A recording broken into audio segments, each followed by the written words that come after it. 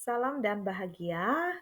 Saya akan melanjutkan diskusi terkait dengan pertanyaan dalam elaborasi pemahaman di modul 2.2 pembelajaran sosial emosional. Pertanyaan pertama, di dalam setiap pembelajaran apakah harus selalu memunculkan pembelajaran sosial emosional? Dalam pembelajaran memang penting untuk dimunculkan pembelajaran sosial emosional karena pembelajaran sosial emosional itu sendiri adalah suatu pembelajaran yang dilaksanakan secara kolaboratif oleh komunitas sekolah. Nah, disinilah proses kolaborasi ini akan memungkinkan murid dan juga guru dan tenaga kependidikan, stakeholder yang ada di sekolah, memperoleh atau menerapkan keterampilan dalam sikap positif bagaimana mengelola sosial dan emosional mereka, sehingga ini mereka memiliki 5 KSE, yaitu kesadaran diri, pengelolaan diri, kesadaran sosial, keterampilan berelasi, dan pengambilan keputusan yang bertanggung jawab.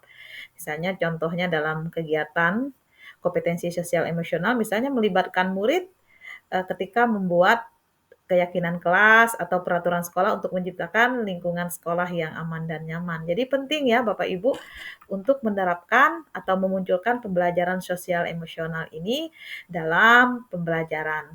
Baik.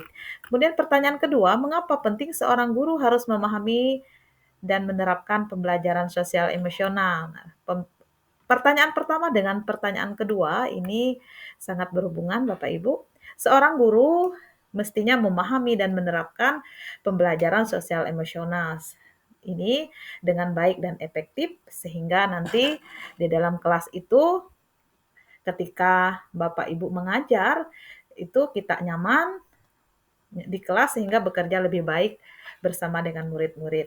Dengan pemahaman ini dan diterapkan pembelajaran sosial emosional oleh guru akan mendorong terciptanya lingkungan belajar yang lebih positif, toleransi terhadap diri kita sendiri, orang lain, dan lingkungan sekolah. Selain itu, pembelajaran sosial emosional di kelas ini akan diharapkan menghasilkan pencapaian akademik yang lebih baik.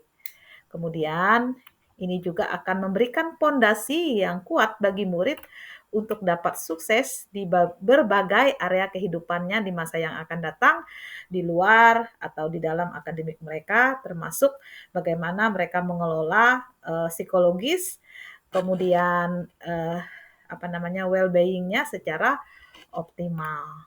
Nah, Bapak Ibu, penting sekali ya Bapak Ibu. Kemudian bagian yang ketiga, saya sangat senang mempelajari materi KSE ini. Pertanyaan saya, agar murid memiliki keterampilan sosial emosional yang sesuai harapan kita atau sangat baik, seberapa seringkah dalam seminggu guru harus memberikan pembelajaran sosial emosional? Pembelajaran sosial emosional ini dapat dimunculkan sesering mungkin dalam keseharian dan dalam pembelajaran sosial emosional karena ini akan mendorong terciptanya tadi pondasi yang kuat bagi murid untuk dapat sukses dalam belajarnya maupun di luar akademiknya. Kemudian berikutnya pertanyaan keempat, sebagai manusia biasa, guru bukanlah malaikat.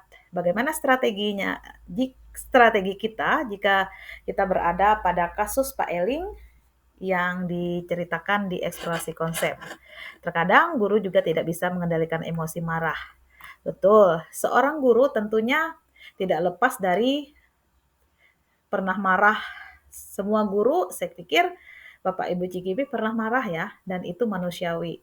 Yang paling penting di sini melihat dari apa yang terjadi pada kasus Peeling ini, bagaimana mengelola emosi dengan baik.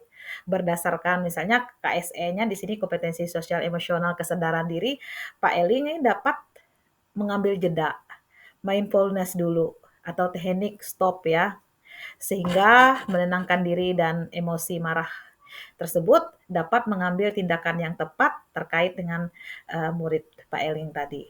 Nah, seperti itu. Jadi penting untuk mengambil jeda sejenak sehingga kesadaran penuh itu muncul. Kemudian pertanyaan berikutnya, bagaimana langkah untuk menerapkan 5 kompetensi pembelajaran sosial emosional untuk membentuk karakter siswa menjadi murid yang merdeka? Betul, bahwa di sini menguatkan 5 kompetensi sosial emosional pendidik dan tenaga kependidikan. Yang pertama, eh, ini dapat dikuatkan dengan kompetensi sosial emosional terutama di kalangan pendidik dan tenaga kependidikan. Kemudian berikutnya dapat diintegrasikan 5 kompetensi sosial emosional itu dalam praktik mengajar, dalam interaksi pembelajaran di kelas, misalnya dalam kegiatan awal ya, pembukaan, inti dan penutupnya sudah terintegrasi di sana, baik dalam penyusunan RPP maupun dalam pelaksanaannya. Kemudian selanjutnya bahwa di sini guru sudah menerapkannya dalam kelas. Dan langkah berikutnya menciptakan budaya dan kebijakan sekolah dan mengajarkan 5 KSE secara spesifik dan eksplisit. Nah, di sini Bapak Ibu, semua yang dapat dilaksanakan di kelas itu diupayakan di mana guru akan menjadi teladan, pamong, dan berkolaborasi bersama-sama dan belajar menerapkannya.